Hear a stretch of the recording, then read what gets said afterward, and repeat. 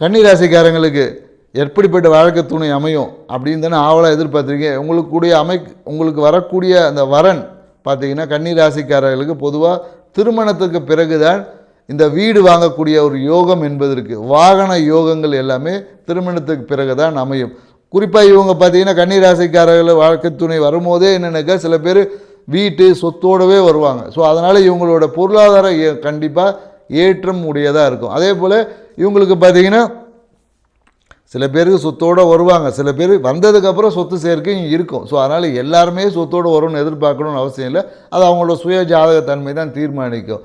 மேலும் கன்னி ராசிக்காரர்களோட வாழ்க்கை துணைக்கு எப்பொழுதும் குழந்தைகளால் ஒரு அழுத்தம் இருக்கும். குழந்தைகளை மெயின்டைன் பண்ணுவது, குழந்தைகளை அந்த ஸ்கூலுக்கு அனுப்புவது, இந்த வீட்டை மேனேஜ் பண்ணுவதே பார்த்திங்கன்னா மிகப்பெரிய ஒரு அழுத்தத்தில் இருப்பாங்க. குறிப்பாக கன்னிராசிக்காரங்களை எப்பொழுதும் என்னென்னாக்கா தொழில் சார்ந்த சிந்தனை அதிகமாக. இவங்க எப்போதும் தொழிலை பார்த்துட்டே இருப்பாங்க. மனைவிக்கிட்ட வீட்டோட பொறுப்பை மொத்தத்தையும் ஒப்பிட வீட்டை மெயின்டைன் பண்ணுறது பார்த்தீங்கன்னா மொத்தம் மனைவியாக தான் இருப்பாங்க. ஸோ இப்படிப்பட்ட வாழ்க்கை துணை தான் உங்களுக்கு அமையும். ஸோ அதனால் நீங்கள் வாழ்க்கையை ஏற்றுக்கொள்வதா இல்லை எதிர்பார்க்கிறதா அப்படின்னா நீங்கள் தீர்மானிச்சு தான். ஸோ அதனால் நீங்கள் ஏற்றுக்கிட்டு தான் ஆகணும். ஸோ உங்களுடைய ஏற்றுக்கொண்டால் உங்கள் வாழ்க்கை மிகுந்த இன்னும் மகிழ்ச்சியாக இருக்கும். ஸோ இப்படிப்பட்ட வாழ்க்கை துணை உங்கள் வாழ்க்கையில் அமைய போகுது. அடுத்தது நாம் துலா ராசியில் சந்திப்போம். நன்றி, வணக்கம்.